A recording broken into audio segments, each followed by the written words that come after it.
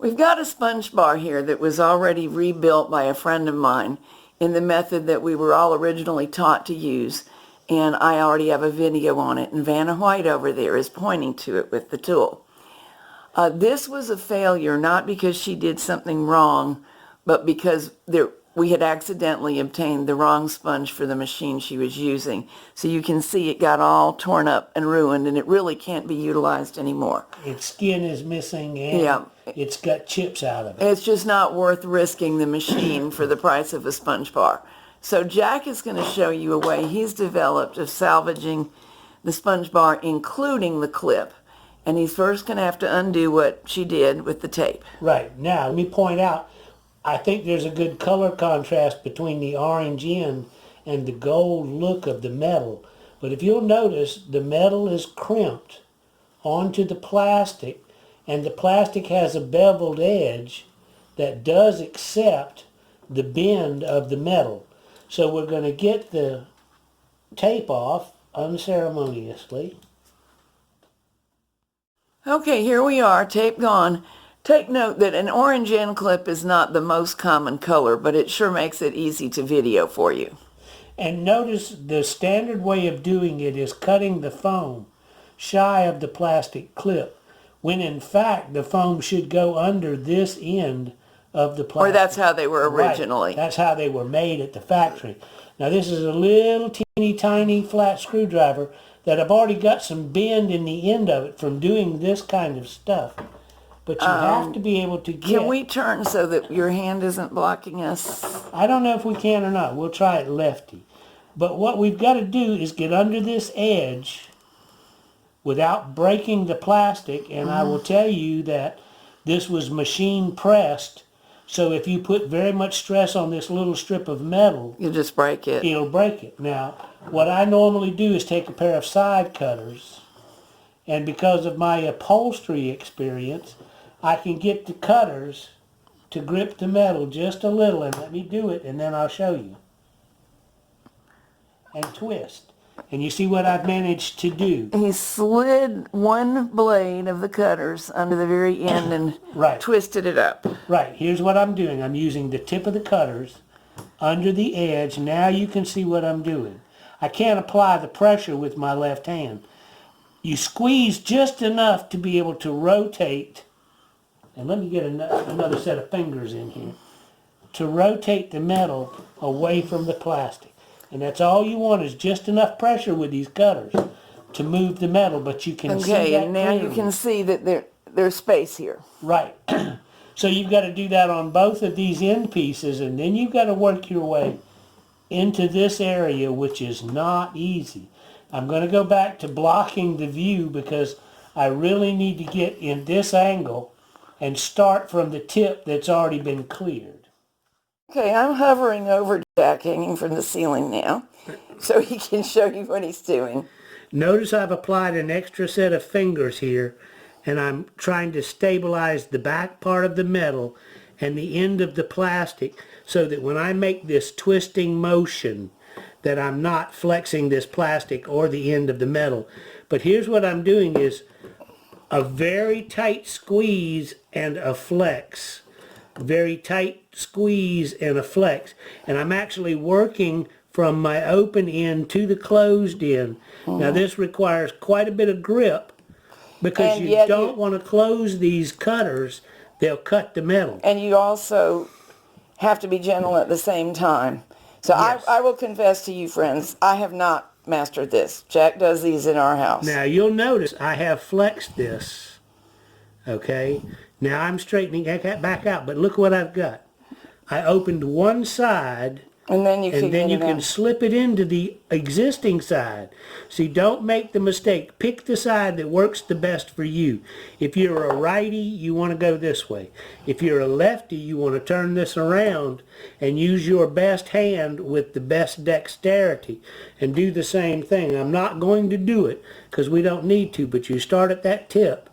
You work under where you can grip and bend and grip and bend. But coming back around and not messing up the camera, but you see, once one side is open. And now there's residue under there from the old sponge, and we'll now need to clean both layers out and rebuild in the normal way. But this time we can put the clips back on, assuming we've managed to preserve that clip. And let me say that you need a pair of pliers. Let me see if I can show the camera. There's a dip in here that I created because of prying this side. Can the camera see that little dip right there? Okay, so we've got to get that dip out before we attempt to put that sponge clip back in. And we're not going to fib to you. You lose some this way. That's right. They won't last forever no matter what, but it does work quite often. You've got one time that you can open these up and close them back. So if I did this side this time, since I'm ambidextrous, I can do it both ways. This same sponge bar, I would open this side the next time so that I do have the ability. Prolong its life. Yeah, so I can do it twice. Now what you may need to do is get something like a screw. I'll just use my screwdriver that'll fit right down in there and tap on it against a wood block to get that straightened back out. Now what I'm going to do is shorten this and take it up, and we'll just bring the foam down, and I'll show pretend we're putting it back. Show you the technique for putting that back together. This is what you never see. It's the underside of that clip. And notice, I'm going to try to get the big fat fingers out of the way, but there's a lip right there. Yeah. You see it goes all the way around. That's the end of the metal right there. So when it's in place... Wait, that wasn't clear to me, so it may not be clear to others. What's the end of the metal? And we can't see it all. Okay. There we go. The ridge is where the end of the metal goes. Got it. So when it's in place, there's a smooth transition between the clip and the metal. And as a matter of the fact, the reason that you get to see us tearing into this one is at the other end, that's ruined. This is a sacrificed bar anyway. We cannot put it in a machine anymore because it's too raggedy. All right. Now, where the foam goes, it goes under this section. Hold on. Let me try to get... of that clip. It's the back side that slants down and this little teeny ridge before you get to the cutaways on either side where the crimping is going to take place. So you actually don't get much extra foam under there, though. What is that, 3/16 of an inch? Half a centimeter or something like that? Yeah. But here's what you go by. You can see the mark. You can see the cutout right here. That's the crimped bend. And the foam is going to go right to the edge of that cutout. Yeah. Okay, so here we go. I've got a piece of foam that we would normally use. So I'm going to put it into place right at the edge of my cutout. See, and the reasoning is that piece has to be able to go into this groove. I want to add something. You're not seeing Jack use any adhesive. There are two reasons. One, this is only a demo.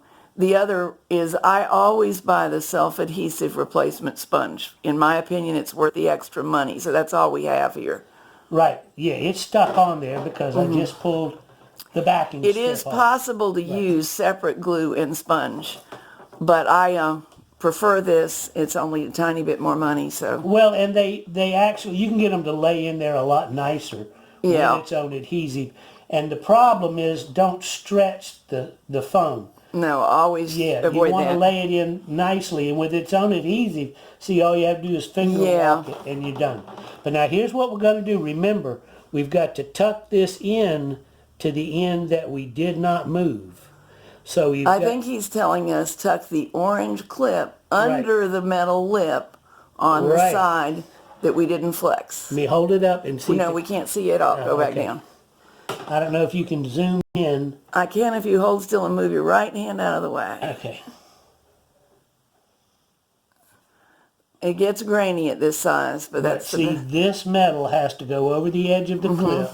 This has to butt up to its edge end.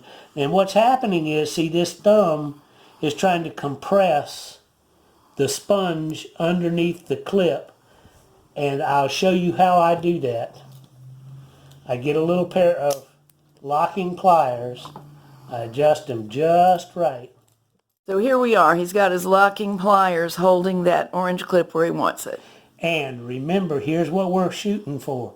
There's a ridge on the orange clip. It has to be right up to the edge of that metal. And there's a cutout edge that has to be where these two different pieces of metal go. Now here's what we do. We get our needle nose. And first thing I'm going to do is get my right hand out of the way. Yes, please. I'm going to pry between the ridge on the clip and the edge of the metal. And what I'm doing is sliding the clip into the piece that we did not making undid. sure it's fully seated That's right. in that That's position. Right. Now, we take our little backside of our clip because we're not quite far enough in, and we just tap, tap, tap until we see this metal edge butt up against the end of that clip ridge. And that's what we see now.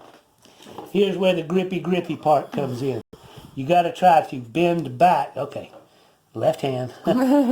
You've got to try to bend back the piece that we bent. So when we bent it, we gripped it this way and we rotated it. Now what we want to do is we want to put our pliers at an angle. Undo what was done. Right. So we're actually pulling that piece down. With this kind, that's right. That kind of an action. And I'll try left-handed and see if I can show you. And it takes quite a bit of They're pressure. pretty stiff. And you start it down. It is going, I can see it. Yeah. You start it down and you walk it on just like you walked it off. You don't try to get it completely fully Sealed tight up. in No, one area no. first. Go Right. to and A fro. little bit. Because remember, this still has to slide into our machine. That's what we have found is the trick with any sponge bar rebuild is that very fact that it mustn't be ragged and rough. Otherwise, it causes more trouble. All right, be right back. All right, we're upside down so I can show you how distorted that area is because the clip isn't sitting. Let me see if I can get my... No, we see it. Yeah, We can see see it. the clip. It's not in its right position. So what I've got to do, and again, you have to apply pressure in 4 or 5 directions at the same time. So I want to push the clip into place like that. See, now we're smoothed out. A little tap, tap, tap to seat it. When you clamp it down with these pliers, you want it clamped enough to compress the foam, but not to really stop the clip from moving if you tap on it. To like hold that. it, but not Right. All right, we're going to try and immobilize it, I guess. rotate. Let's get where you can see I'm pressing the clip into place. Now I'm going to press from either side. And you notice these pliers have a real, what they call a pipe vise cutout in them. And I use that because now I can get pressure on these tips and not pressure where the pipe cutout is. And see what that lets me do? Yeah. Not put pressure on the tip of my So you're not clip. ruining the orange clip where it's Right. meant to insert into the... Right. And we've actually successfully rebuilt some sponge bars that we never used because they became too hard to insert and caused too much problem en route. Right. And again, give me just a second with the right hand because you've got to get that closed up. But now, if we did this right, ta-da, Oh, look, you did do it right. I guess I did. Now, I will point out the refinement. See, that edge is up a little bit. Yep, and you're going to go So, back off yeah, camera and smooth yeah. it down. And what you do is you work this way where you can see where your bend isn't tight enough. And then, of course, notice how this end wants to ride up, so you need to get your square pliers and keep your Which you keep your cannot tip. see. Yeah. keep your tip rotated so that the tip is slightly higher than the base of this until you're done. But I'll tighten it up and then we'll take one more look. All right, we have successfully reinstalled the clip with the foam pinned under the end of it. What we've done is gone back and smoothed out the metal edge and a little bit of the markings on the plastic.